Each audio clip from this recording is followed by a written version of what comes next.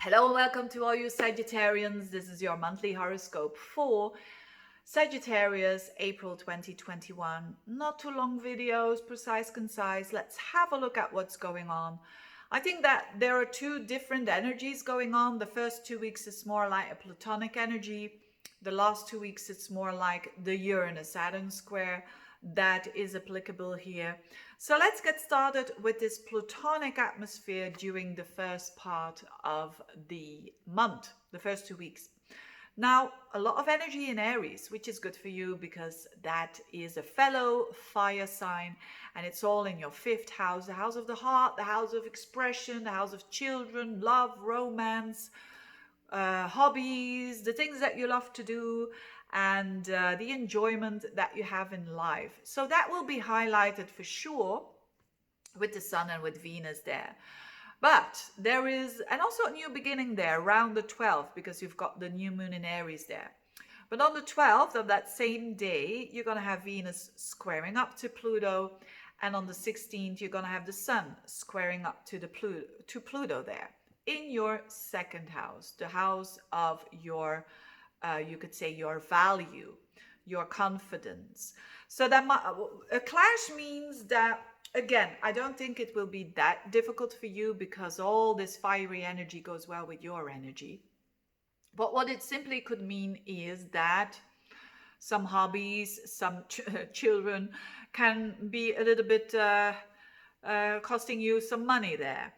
And I do smile because I think of my own situation. I have a Sag rising, so I know where it will go. Anyway, now this energy can also mean that because you want to express yourself in a project or in a hobby, it costs a lot of money, or it does cost some of that.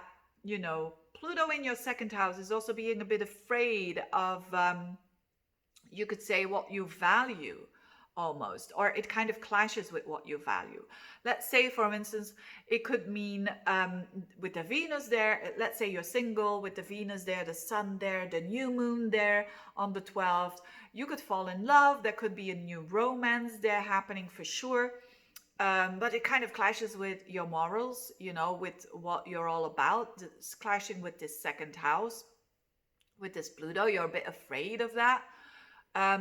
Whatever it is, with this energy, especially with Venus squaring Pluto, it's you can only focus on you. You cannot focus on how you want to change other people's morals or whatnot.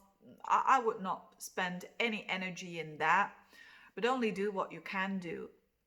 Right? So again, it doesn't mean to say when you're meeting someone new that you cannot have this relationship. It will transform you. Things will change in your life. That's a bit, maybe it can deal with, for instance, you get to know someone and then you have to, you have to change homes, for instance, and then you have to sell your home or whatnot. And this is all a bit transformative when it comes to these areas of your life. Now, as I said, on another level, it is more about you enjoying yourself, and it's a bit more of a financial thing there. Now, anyway, it is not the most negative energy at all for you, so I think you will be fine. What else is happening? As from the, let's say, 22nd, 23rd of the month and onwards, it's more the Saturn Uranus square again.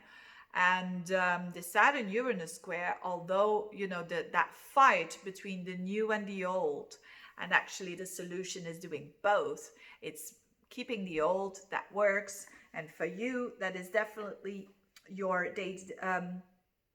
You could say it is definitely your skills, your the way that you communicate, the way that things are structured when it comes to traveling, the way that things are structured in your neighborhood, to have that in balance with the changes that you want to make on a day-to-day level, because Uranus is in your sixth house.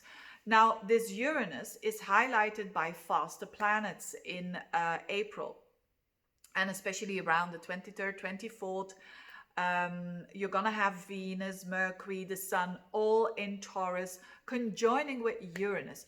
So these are quite gentle energies, actually. So like Venus and Mercury. So there is some new stuff that is possible to happen that kind of liberates you in your day-to-day routines, because Uranus in the sixth house is about doing your routines differently, doing your work differently, putting a little bit more excitement there. But it kind of clashes with Saturn in the third, which is about like, is this realistic? It's also a thinking house. Is it realistic? Don't I have to learn new stuff, new skills, and it demands a lot of time? There's an opportunity here. So and also the full moon in Scorpio reflects that as well. On the around and about the 27th of the month, you're gonna have this full moon in your 12th house in Scorpio. So this is about letting go of bad habits. That could be letting go of bad habits. It could be new ways that come up to relax, notwithstanding the fact you have a lot on your plate and there's a lot happening on your day-to-day life.